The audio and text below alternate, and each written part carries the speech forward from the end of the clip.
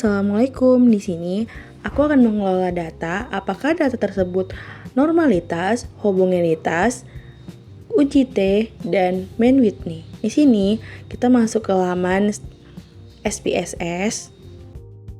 Nah, kalian tuh harus punya data pretest dan post-test kelas eksperimen maupun kelas kontrol. Kita masuk ke variable view. Di sini aku ketik hasil untuk yang pertama. Yang kedua itu aku ketik kelas.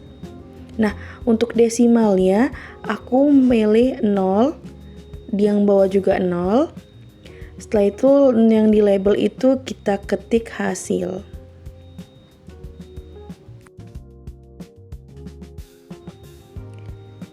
Nah, terus masuk ke values yang di kelas. Kita klik yang value 1, terus labelnya itu kita masukkan pretest kelas A control. Terus kita add-kan, sama yang kedua kita masukkan value 2, labelnya post-test kelas A control.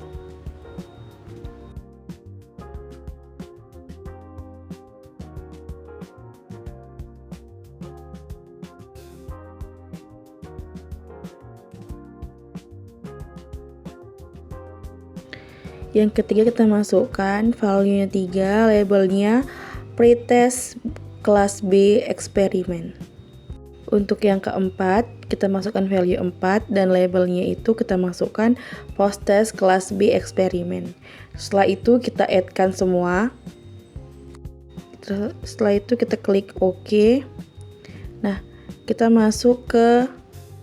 setelah itu kita masuk ke Excel. Nah, di sini aku ada kontrol kelas B eksperimen dan kelas A eksperimen. Dan di sini juga ada pretest dan post-test.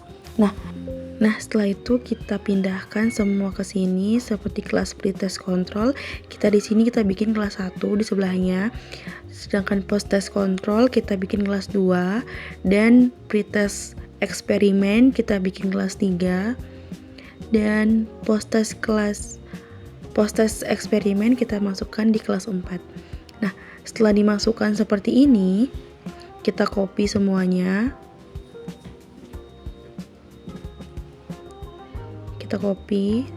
Setelah itu kita masuk ke SPSS, kita masuk ke data view. Nah, di hasil itu kita pastekan. Nah, di sini aku ada 84 data eksperimen maupun kontrol. Nah, setelah itu cara pengolahannya untuk mengetahui apakah data tersebut normal, kita masuk ke data analyze, descriptive static, kita masuk ke explore. Nah, di sini yang hasil kita masukkan ke dependent list, yang kelas kita masuk ke X factor list. Nah, setelah itu kita masuk ke plots.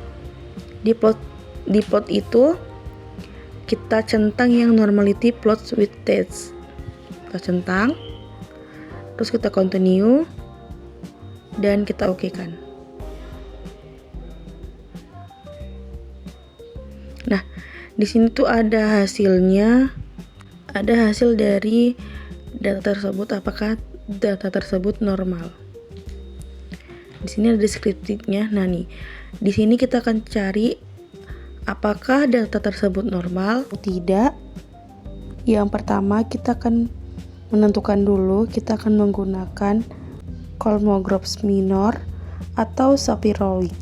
Nah, kalau untuk menggunakan Kolmogorov minor, syaratnya adalah data yang kita gunakan harus lebih dari 100, sedangkan Shapiro-Wilk kurang dari 100. Nah, itu diketahui data variabel kita itu hanya 20 sampai 22 saja. Maka dikesimpulan kita menggunakan Shapiro-Wilk. Nah, caranya untuk menguji data tersebut normal atau tidak, rumusnya ialah ketika nilai sigmoid ini lebih dari 0,05, maka data tersebut normal. Sedangkan jika sigmoid ini kurang dari 0,05, maka data tersebut tidak normal. Di sini kita akan menguji apakah data-data tersebut normal atau tidak. Di sini ada pretest A control. Nilai sigmoidnya 0,404. itu lebih besar dari 0,05. Maka disimpulkan bahwasanya pretest A kontrol berdistribusi normal. Sama halnya seperti post-test kelas A kontrol dengan nilai sigmoidnya 0,060, maka distribusi normal. Sama halnya dengan pretest B eksperimen dan post-test kelas B eksperimen, maka disimpulkan seluruh data distribusi tersebut normal.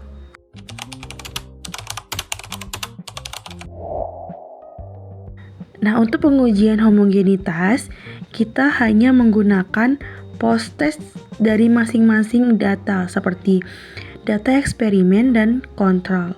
Di sini, data post-test kontrol kita kasih kelas 1 dan data kelas B eksperimen kita kasih kelas 2. Kita masuk di SPSS di halaman baru. Nah, ini sama kita buat seperti menguji normalitas, variable view, dan langsung aja semuanya. Terus tetapi di value-nya kita tambahin, kalau value 1 labelnya itu post-test A kontrol dan value 2 labelnya itu post-test B eksperimen. Setelah itu kita add, terus kita oke kan. Setelah itu kita kembali ke Excel, kita copy sama seperti yang tadi, kita copy seluruh data kontrol maupun eksperimen. Setelah itu kita kembali ke SPSS, kita masuk ke data view. Nah, hasilnya itu tadi kita pastekan. Nah, setelah kita pastekan jadinya seperti ini. Untuk pengujian homogenitas, kita masuk ke analyze. Kita masuk ke describe static, explore.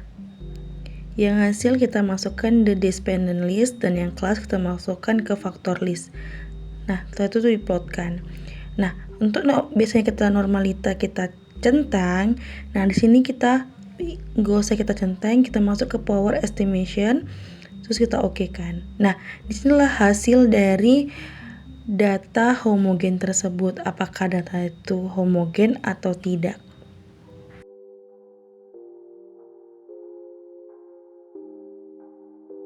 Dan di sini untuk uji homogenitas yang kita lihat adalah nilai based on mean-nya. Ketika nilai sigmoidnya dari based on mean-nya lebih besar daripada 0,05, maka distribusi tersebut homogen.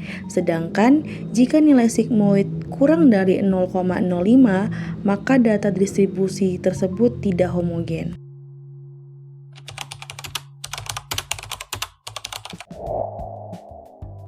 Untuk uji tes sendiri, kita masih menggunakan data yang sama saat kita menguji data homogen. Nah, di sini tidak ada yang usah dirubah seperti values-nya, tidak perlu diubah, masih sama, masih value 1 post masih sama semuanya. Setelah itu kita masuk ke data view, juga masih sama, nggak ada yang dirubah. Langsung aja kita masuk ke analyze. Kita masuk ke compromise di independent sample t-test. Di sini hasilnya kita masuk ke test variabel, kelasnya kita masuk ke grouping. Jangan lupa di define group kita masuk grup 1, kita ketik 1 dan grup 2 kita ketik 2. Continue. Setelah itu kita oke kan. Nah, inilah hasil dari uji T tersebut. Nah, di sini untuk mengetahui apakah perbedaan data post-test kelas kontrol dan eksperimen perbedaannya signifikan, kita cukup melihat pada nilai sigmoidnya. Di sini, jika nilai sigmoidnya kurang dari 0,05, maka perbedaan signifikan antara kelas kontrol dan kelas eksperimen, di mana perlakuan terhadap kelas eksperimen ini mempengaruhi nilai siswa sehingga menyebabkan nilai menjadi lebih tinggi daripada nilai kelas kontrol yang tidak dilakukan perlakuan apapun. Atau kita bisa melihat dari nilai yang min di sini, di nilai rata-rata post-test kelas kontrol dan juga kelas eksperimen di mana nilai kelas eksperimen ini harus lebih tinggi daripada kelas kontrol. Apabila nilai min tersebut lebih tinggi dan sigmoid kurang dari 0,05, maka dapat dipastikan terdapat perbedaan yang signifikan antara kelas kontrol dan kelas eksperimen.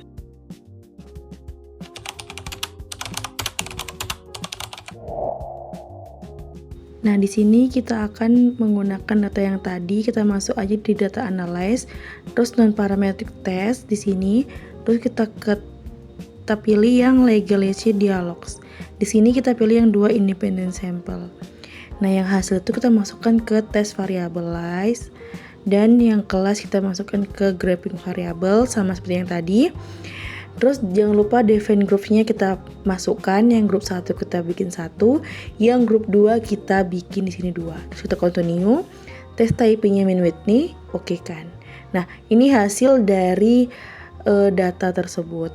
Apakah data ini non-parametric? Untuk melihat apakah terdapat perbedaan yang signifikan atau tidak, kita cukup lihat di Washington signifikan.